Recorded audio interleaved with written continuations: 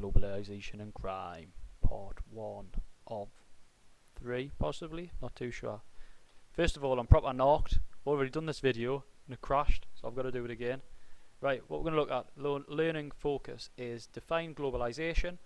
We're going to identify what this has got to do with crime and why crime's changing as a result of it.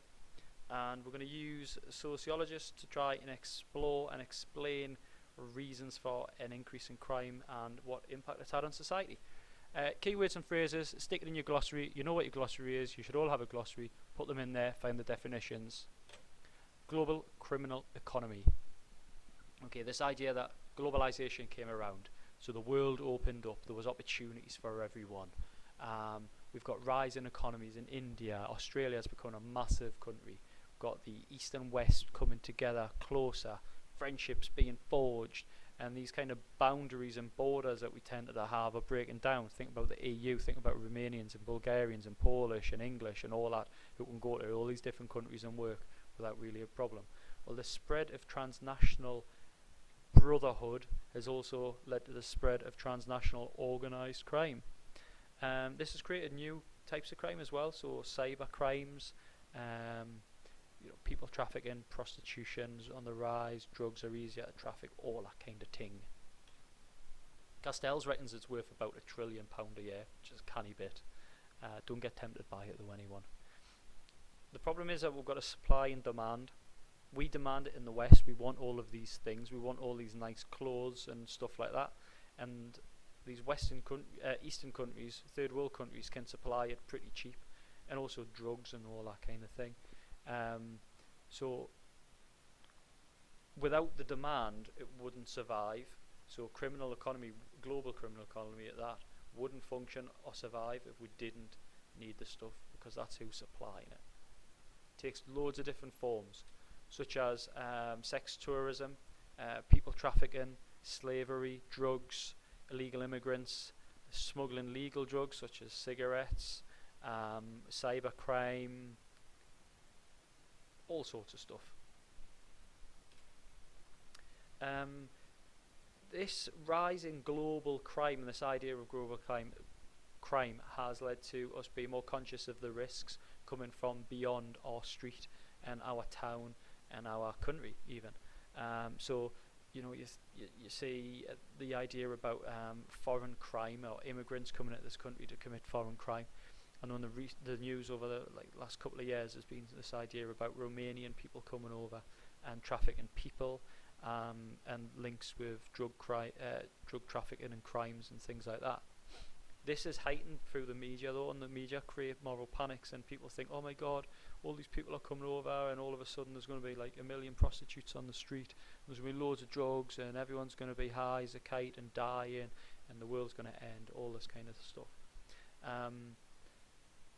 Yeah, I suppose to a certain extent we need to know about this kind of thing, but we obviously also know what the media's role is in creating moral panics and the negatives that come as a result of that sometimes.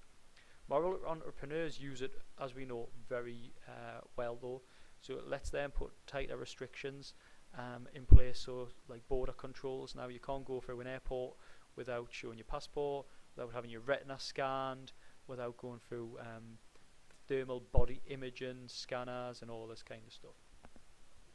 And also it is kind of given organisations, but mainly governments I think, an opportunity to police the world a little bit more, because they can say, oh, this is a war on drugs, it's a war on terror, when really, totally unfounded what I'm about to say, but if you think about George W. Bush and Tony Blair, were they really trying to get rid of the war on terror and weapons of mass destruction, or were they trying to gain control of oil fields and their vested interest in the area?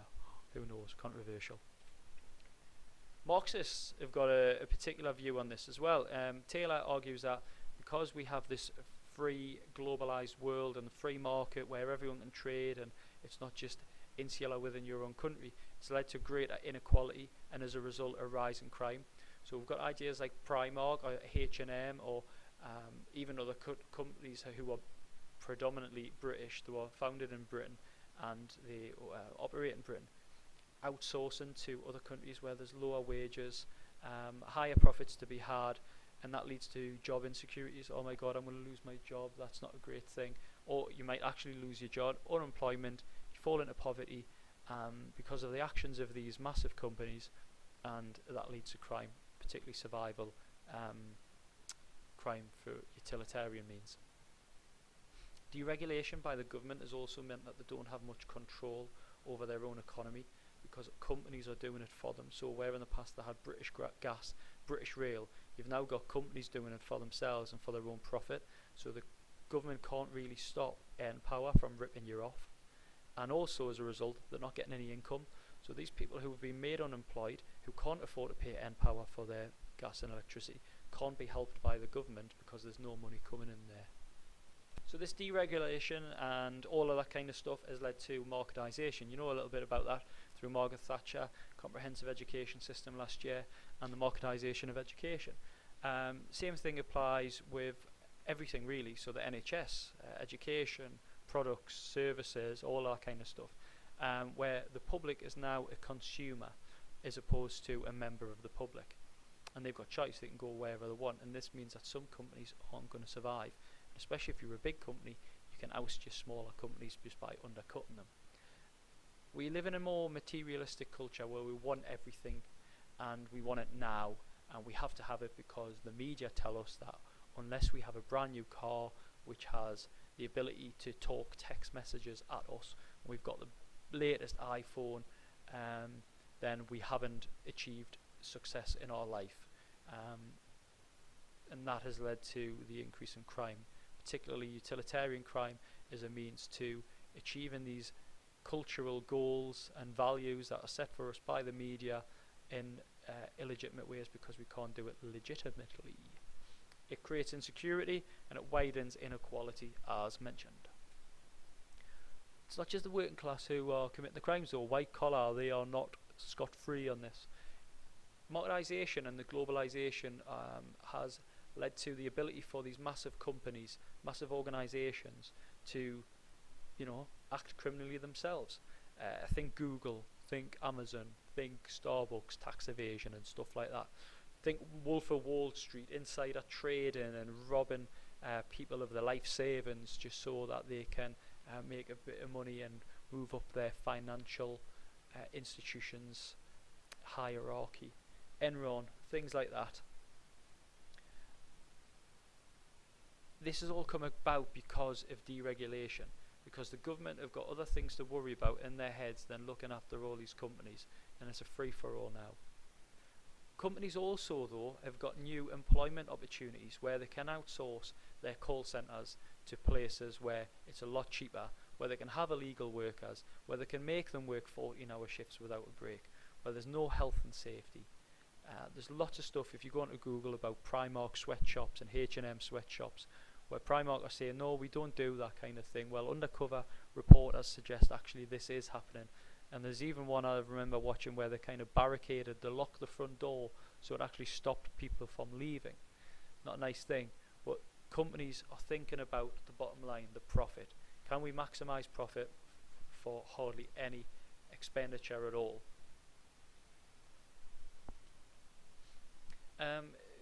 Globalization's also created different types of criminal organisations, local organisations. Hobbs and Dunningham talk about this idea that we've got very local crime happening, so people selling drugs on street corners and prostitutes hanging around in towns and cities where we live. But this has global connections because we have to get them from somewhere. The drugs have to come from somewhere. They're not grown in the middle of Denton. They have to come from somewhere. They're brought in from another country. Hobbs and Dunningham also said that these local organisations move away from the old type of hierarchical gang structures such as the Cray brothers, or what you might think about the mafia if you watch Sopranos or any kind of mafia films, where there's like a top dog or a couple of top dogs and everyone works under them. It's now more opportunistic, it's more flexible, anyone can get involved in it, and that is a big deviation away from the old type of organisations of the past.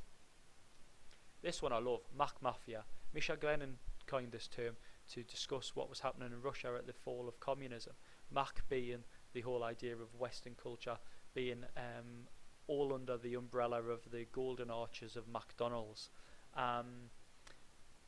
when communism fell, it opened up the floodgates for people to take opportunities where they could buy organisations, they could buy commodities, where in the past it was all run by the communist Soviet Union.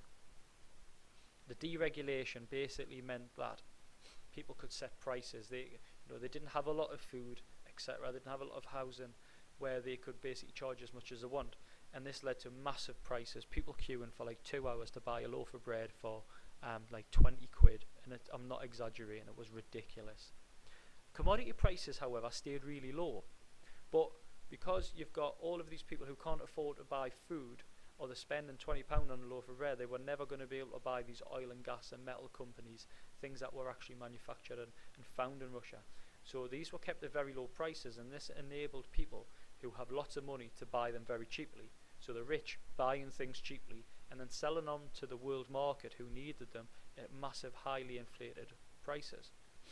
These people tended to be like ex-government officials, people part of the KGB and things like that. This created a brand new capitalist class called the oligarchs. These oligarchs needed to protect themselves because the country was kicking off big style. A lot of people dying through poverty, living on the street. Because of this increased disorder, they were worried about themselves, but more importantly, they were worried about the money, and they needed to do something about it. They protected themselves with ex-servicemen from the old communist regimes, and these people helped them, more importantly, move their wealth out of the country. It wasn't worth much in Russia, but also people were after it in Russia as well. They were worried about the markets falling and crashing, etc. So they wanted to get it out there. Now, a lot of this money was gained illegally, so they needed criminal organisations throughout the world to invest this money into, and globalisation allowed them to do this. It also allowed them to operate legitimately as well, so with other organisations and companies around the world. So it was a win-win situation for Russians when globalisation really came about. Whistle stop tour, very fast. As I say, it's going to be one of probably 3, so I haven't crammed as much in as I possibly could have. For the next lesson, what I need you to do is bring your notes from this video. I need you to add those keywords to your glossary as mentioned, along with the definitions. You need to know about them. I need you to access Google Documents and add to the revision summary document that has been done